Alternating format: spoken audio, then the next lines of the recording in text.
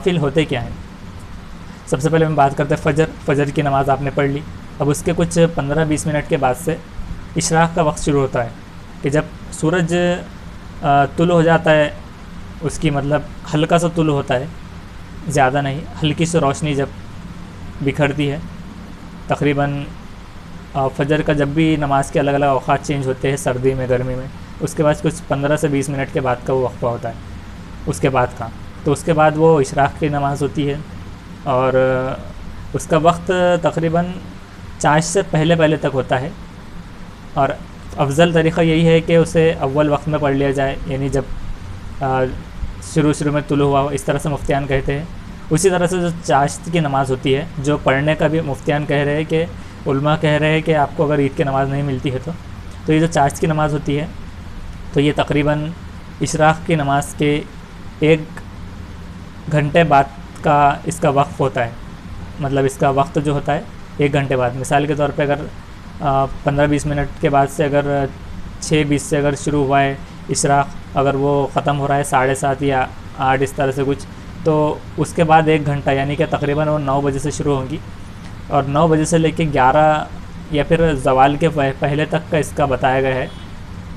تو یہ چاشت کی نماز ہوتی ہے اور ان نمازوں کے بہت بڑی فضیلت ہے. لیکن علماء کہتے ہیں کہ جب تک آپ کی فرض نمازیں مکمل نہیں ہوں گی تو نفل نمازوں کا اتنا آپ کو ثواب نہیں مل پائے گا. تو آپ کی قضا پہلے ادا کرتے جائیے تاکہ آپ کیونکہ قضا تو ہمیشہ قائم رہنے والی ہے.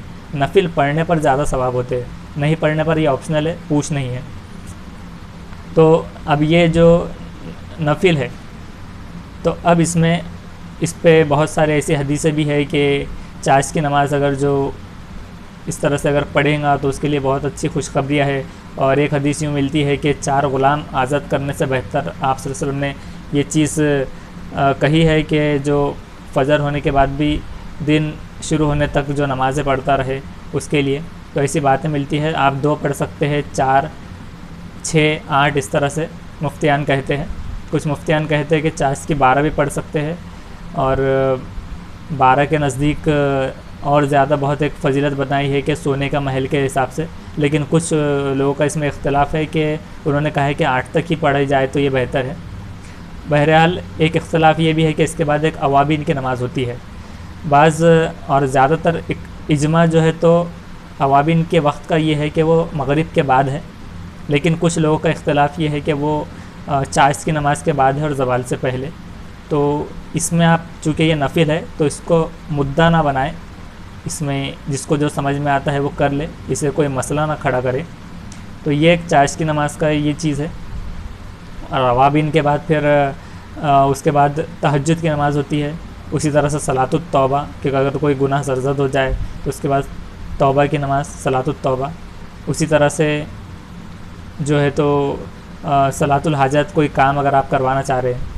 اور یہ نمازیں کہنا ہے علماء کا اور دانشوران کا کہ آپ اسے 2 کر کے پڑھے تو اچھا ہے، کیونکہ آپ صلی اللہ علیہ وسلم سے بعض جگہ پر یہ 2 کر کے ہے ثابت.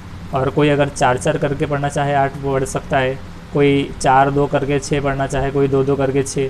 تو اس طرح سے آپ 2، 4، 6، 8 اپنے حساب سے پڑھ سکتے ہیں اور جتنی پڑھی جائے اتنا اس کا ثواب ہے. اگر جو شخص ابھی لاک ڈاؤن کی حالت میں سارے سنت موقعہ وغیرہ سب ادا کر رہا ہے تو اس کے ساتھ اگر یہ کریں گا تو اس کے لیے بہترین جو ہے تو ثواب رہیں گا. کیونکہ اوابین ہو، اشراق ہو، یہ جو بھی نمازیں ہیں ان کے لیے بہت بڑی فضیلتیں آئی ہیں جو کہ آپ اپنے علماء سے معلوم کر سکتے ہیں.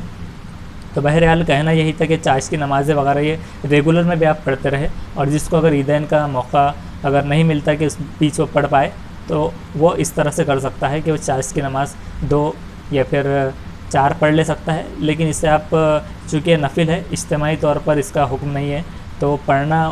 اگر 2 لوگ 3 لوگ بھی تھے جن کی اگر عیدین کی نماز نہیں ہو پائی، کیونکہ 3 مقتدی ہونا ضروری ہے امام کے ساتھ یعنی 4، تو اگر اس طرح نہیں ہو پائے تو وہ الگ الگ جو ہے تو 2 پڑھ لے. کوشش یہ کرے کہ جو ہے تو لیگلی یہ بھی ملا ہوا ہے پرمیشن کہ 5 لوگ مل کر پڑھ سکتے ہیں. تو اس حساب سے یہ کوشش کرے کہ 5 لوگ مل کر جو ہے تو عیدین کی نمازیں پڑھے.